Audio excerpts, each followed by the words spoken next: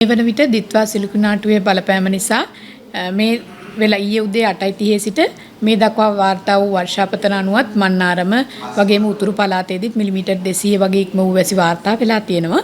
කෙසේ වෙතත් මෙම පද්ධතිය තවදුරටත් උතුරු දෙසට ගමන් කිරීමක් අපේක්ෂා කරනවා.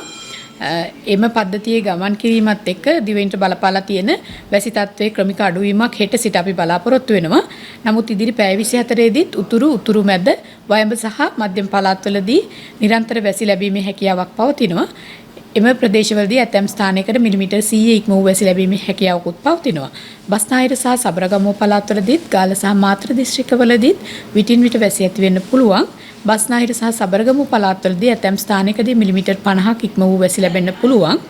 අද දිනේදී තවදුරටත් දිවයින වටාවන දිවයින ගොඩබිම හරහා සුළං හමන්න පුළුවන් පැයට කිලෝමීටර් 60-70 වගේ. එම සුළඟේ වේගය ප්‍රහාරාත්මකව පැයට කිලෝමීටර් 80-90 දක්වා වැඩි වීමේ හැකියාවකුත් ඉදිරි පැය කිහිපෙදීත් පවතිනවා.